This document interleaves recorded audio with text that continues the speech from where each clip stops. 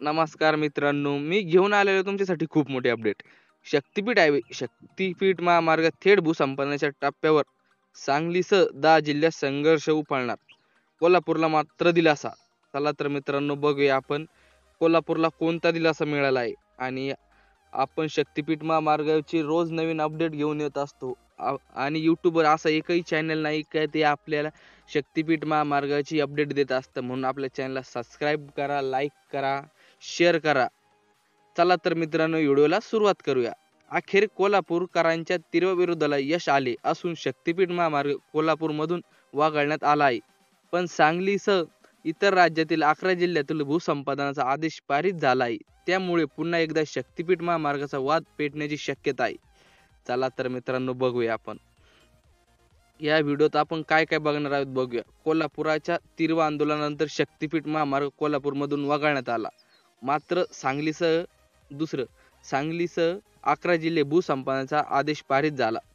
त्यामुळे पुन्हा शक्तीपीठ मार्गाचा वाद तपासण्याची शक्यता. हे 3 मुद्दे आपण व्हिडिओत बघणार आहे मित्रांनो. पहिला मुद्दा बघूया.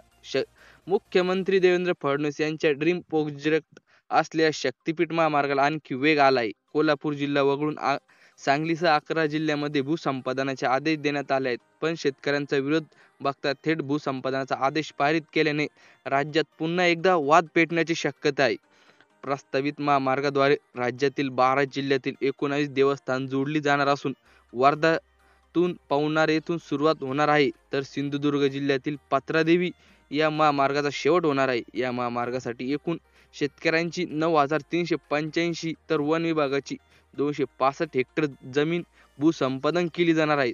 तर एकूण 86,300 कोटी इतका निधी खर्च होणार असून दरम्यान भूसंपादनासाठी राज्य सरकारने 20,787 कोटी मंजूर केले आहेत.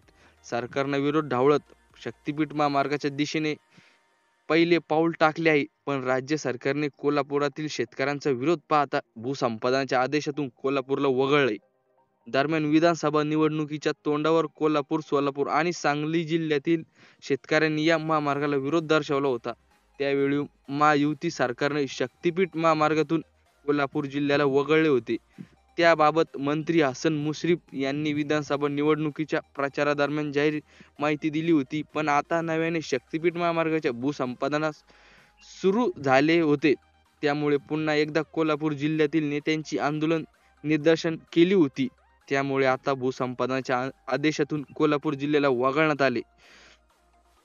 कोल्हापूरमधून शक्तीपीठ मार्ग का वगळला, तर बघूया मित्रांनो उत्तर काय. स्थानिकांचा तीव्र विरोध आणि आंदोलनामुळे कोल्हापूर शहरातून हा मार्ग वगळण्यात आला. दुसरा प्रश्न आहे मित्रांनो, आता कोणत्या जिल्ह्यामध्ये भूसंपादन होणार आहे. सांगलीसह 11 जिल्ह्यामध्ये भूसंपादनाचा आदेश पारित झाला आहे. तिसरा मित्रांनो, वाद पुन्हा का पेटू शकतो. भूसंपादनामुळे शेतकरी स्थानिकांच्या जमिनीवर परिणाम होणार असल्याने असंतोष वाढण्याची शक्यता आहे. तर धन्यवाद मित्रांनो. अशाच नवनवीन व्हिडिओसाठी आपल्या चॅनलला सबस्क्राईब करा, लाईक करा. आणि मी असे दररोज नवीन शक्तीपीठ महामार्गाचे व्हिडिओ घेऊन येत असतो आपल्या चॅनलवर. वाटलं तर तुम्ही एकदा चॅनल जाऊन बघा. तर धन्यवाद मित्रांनो.